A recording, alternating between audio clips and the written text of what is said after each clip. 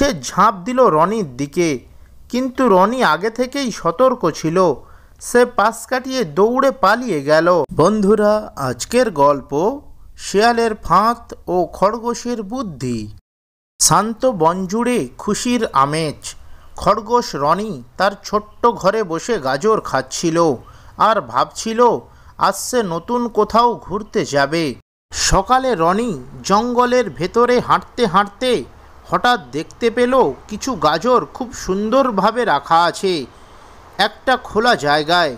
রনি খুশিতে বলল, ওহো, কেউ বুঝি আমার জন্যই রেখেছে। কিন্তু সে জানতো না কাছেই ঝোপের আড়ালে লুকিয়ে আছে এক চালাক শেয়াল। নাম তার বগা। বগা ফিসফিস করে বলল, এই বোকা খরগোশ গাজরের লোভে নিজেই ফাঁদে পড়বে। রনি এক পা দুই পা সামনে এগিয়ে যাচ্ছে। এমন সময় তার চোখে পড়ল গাজরের নিচে পাতলা দড়ি বাঁধা। সে একটু থমকে গেল, সাবধানে গিয়ে গাজরের চারপাশ পরীক্ষা করল। এত সুন্দর গাজর, কিন্তু এখানে কেউ নেই। তার নিচে এই দড়ি, কিছু তো একটা গোলমাল আছে। রনি ওখান থেকে চলে গেল। কিছুক্ষণ পর ও একটি লাঠি নিয়ে ওখানে ফিরে এলো। রনি লাঠি দিয়ে গাজরের উপর আঘাত করল। সঙ্গে সঙ্গে দড়ির টান লেগে উপর থেকে একটি খাঁচা ঝপ করে নেমে এলো। যদি সে গাজর তুলত তবে সে খাঁচার ভেতর আটকে যেত। আহা, ঠিক ধরেছি, এটা একটি ফাঁদ। ঝোপের আড়াল থেকে বগা হতাশ হয়ে খাঁচাটি তুলে বাইরে বেরিয়ে বলতে লাগলো, ধুর, কিভাবে বুঝলি তুই?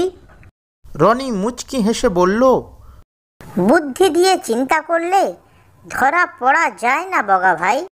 বগা রাগে গর্জে উঠল। এইবার আমাকে ধরতেই হবে। সে ঝাঁপ দিল রনির দিকে, কিন্তু রনি আগে থেকেই সতর্ক ছিল। সে পাশ কাটিয়ে দৌড়ে পালিয়ে গেল। বগা তাড়াহুড়ো করে ছুটতে গিয়ে নিজেই সেই ফাঁদে পড়ে গেল। খাঁচা বন্ধ হয়ে গেল তার উপর। উহু, আমাকে ছেড়ে দাও প্লিজ। রনি দাঁড়িয়ে বলল, যখন অন্যদের জন্য ফাঁদ পাতো তখন মনে রাখা উচিত সেটা নিজের জন্যও হতে পারে। পাশে দাঁড়িয়ে পেঁচা দাদু বললেন, এই জন্যই বলা হয় লোভ আর প্রতারণা করে কেউ টিকে থাকতে পারে না। সৎ আর বুদ্ধিমান প্রাণী শেষ পর্যন্ত জয়ী হয়।